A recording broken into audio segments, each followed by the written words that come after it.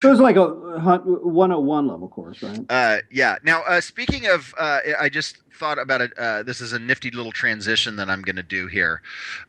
Thinking about college and thinking about books. Did you hear, as Liz was going through the news there, did you hear about that bookstore in San Francisco? Can't make it up. Oh my gosh, man. I saw this and it just absolutely killed me. I've written a handful of articles about California and Seattle minimum wage laws and such, right? Mhm. Yeah, And obviously, I knew that San Francisco, they enacted a minimum wage at the first of the year. right. And when those kinds of things, I just keep a mental note to look for the stories that are inevitable forthcoming over the following year or so, Hmm. uh, that have tales of the destruction left in the wake of such idealistic, bizarre, awful, economically fed policies, right? God, you sound like just a negative conservative bastard, but continue.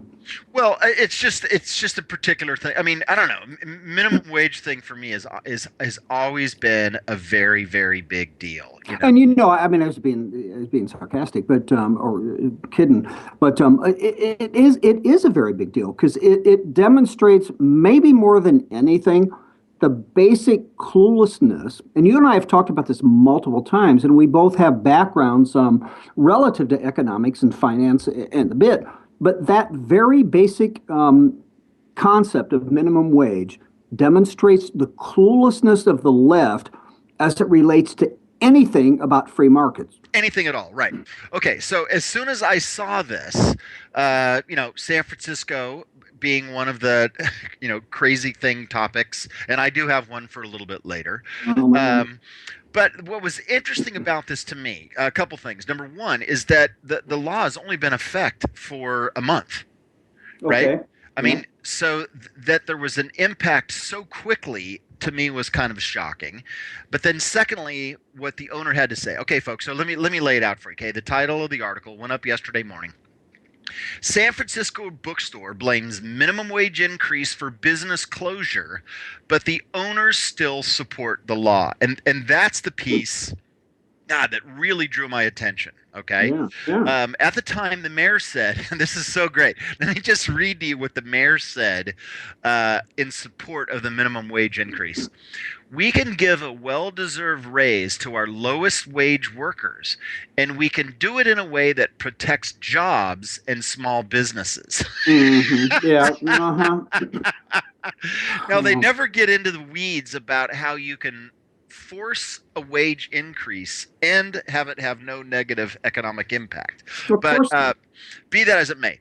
So then on Sunday, there's this little bookstore, Borderland Books in the Mission District, which is kind of a hipster cool area of San Francisco. Hmm. Borderland Books is all science fiction stuff. On Sunday, Borderland Books blog, and they have a blog like every good hipster type store would. Um, Here's what the owner said.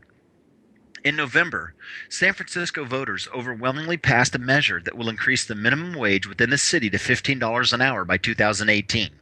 Although all of us at Borderlands support the concept of a living wage in principle, and we believe that it's possible that the new law will be good for San Francisco, Borderland Books as it exists is not a financially viable business if subject to that minimum wage. Consequently, we will be closing our doors no later than March 31st. Again, how many times do we say you can't make it up? I mean, the hypocrisy of that and the conviction that he has and Yeah, is going to go ahead and yeah, it's hilarious. yeah.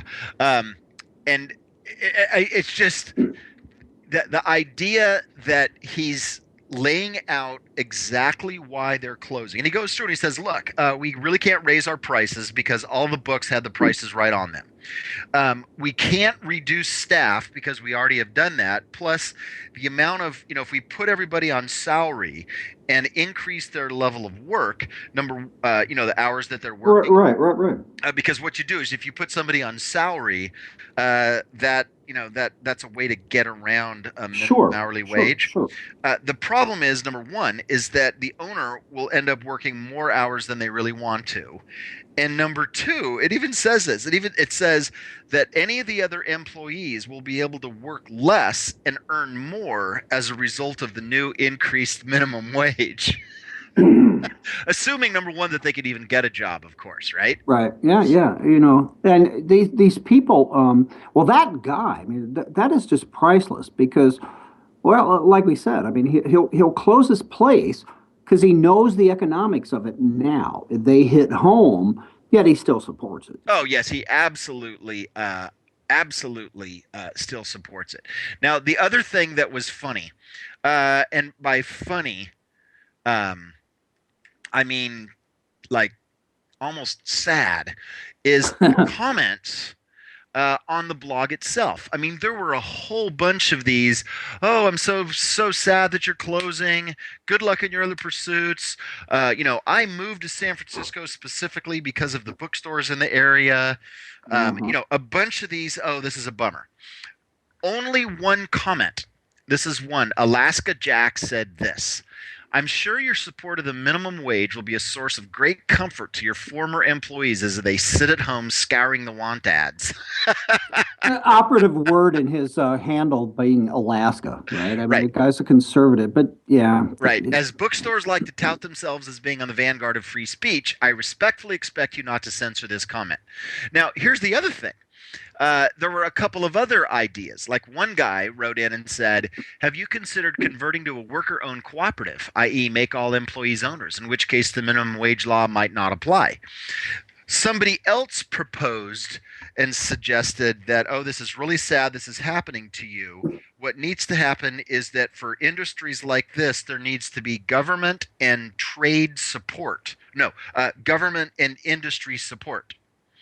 Meaning that what this guy is suggesting is that the minimum wage laws are causing you to go out of business. So there should be other laws that require publishers as well as the government to kick in money so that you can still stay in business. There we go. There we go. Ding, ding, ding, ding. You know what? I wrote a post. In fact, I think I've written a couple of them. Pulling up on IJR, maybe a year and a half ago, and it was about the whole McDonald's thing, the fast food thing. You know, demanding the $15. And I did a lot of research. I mean, I looked at the cost of product, you know, the profit margins and the whole bit, and I took out labor. I mean, I did all the math as someone like you would do. I mean, I'm a closet analytic, and when I'm interested in something, I can do it. And I then projected based on if wages went to $15 an hour at McDonald's, how much in order of fries would cost, how much a Big Mac would cost, quarter pounder, the whole bit down the list. And you know, before I finish, out of control. Nobody would go there and buy a quarter pounder. They'd go to a sports bar and have a real burger. Yeah. I did an article that was about that last year. That went through and talked about, what oh gosh, it was somebody had done a study that something like two-thirds of fast food franchises would at average levels, two-thirds of franchises would immediately be upside down if minimum wage went up a certain amount. I forget. Oh gosh, I should try to find that somewhere. Yeah, and it's exactly true because that business, like a lot of businesses, I mean, you know, from from investment business to fast food, the margins on everything in this country have fallen significantly over the decades. So, exactly. I mean, it does not take a rocket scientist, nor even someone who understands economics and accounting to get that. Right. Yeah. And to me, it just killed me. And the results of what they're doing. Guess what they're what they're doing is that next week they're going to have a public meeting, and they're going to answer further questions on the decision, moderate a discussion about alternatives, and then the comment is, we've looked into all these various different options, and we do not feel we have any other choice.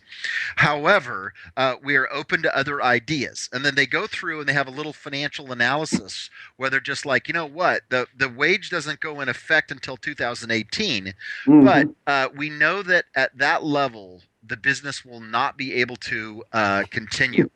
And we are basically, it said we're so overcome with grief over the idea, we just can't continue the business, knowing Does it really say that? yeah. In fact, let me just read exactly what he says here because it's so good. Um, oh, where's the blog post here? Seeing as you're looking for it, I mean, unlike McDonald's, who can replace your ass with a touch screen order machine or whatever, the bookstores can't do that. So I'm guessing, yeah, this guy's probably pretty overcome, isn't he? Yeah, here's what it says. Although the major effects of the increasing minimum wage won't be felt for a while, we've chosen to close now instead of waiting for two reasons. First, the minimum wage has already increased from 10.74 to 11.05 and will increase again on May 1st. Continuing to pay the higher wage without any corresponding increase in income will expend the store's cash assets. In essence, the store will have less money or inventory 6 months from now, so closing sooner rather than later makes sense. More importantly, keeping up our morale and continuing to serve our customers while knowing that we are going to close has been very painful for all of us over the past 3 months. Continuing to do so for even longer would be horrible. Well, of Far course, better to close at a time of our choosing, keep everyone's sorrow to a minimum, and then get on with our lives. yeah, dude, that makes perfect sense because what better way to end the depression of the employees than to fire them? So, and stand up for what you believe, and they will take that with them. See, they will they will admire you for that. It will make them stronger people, and then the next jobs they get, they'll be even better employees, albeit Yeah, at minimum it wage. just what's so interesting is that when your narrative is based on hoped for results and symbolism and fantasy, when that runs headlong into reality, the consequences of that and the reactions to that are actually the most interesting. I mean, what would be incredibly inspiring is for them to say, "We can't freaking believe that we supported this thing. The idea in principle is so nifty, especially when the mayor assured us that he could insulate us from the negative effects that could potentially occur as a result of increased prices. But we now realize that that was complete folly. We're totally against this whole thing. Businesses should not be for blah blah. On and on and on and on." And dude, it's yet another quintessential example of liberalism. I'm for this. It doesn't make any difference what the facts are, what the data is, what the experts say, what logic suggests, be it from the minimum wage to global warming to the deficit and the federal debt. Liberalism has never been about facts. It's No, been about feelings, and that's exactly what this is about. right. And it's so now With they're that, going to sit around and talk about it and without actually confronting the fact that this particular economic idea here is yet another example of its utter and complete failure to ever work in the real world. and can't you just imagine being that dude? He's been all for this his whole life because he's as liberal as hell. And then it hits him, and he goes, damn. But then, he has to weigh, okay, what do I do?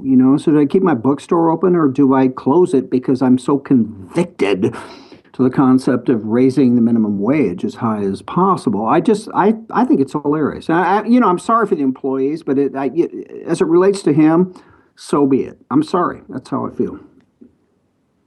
Well, fortunately, the city of San Francisco, I'm sure, has job training programs and financial assistance, and Mhm.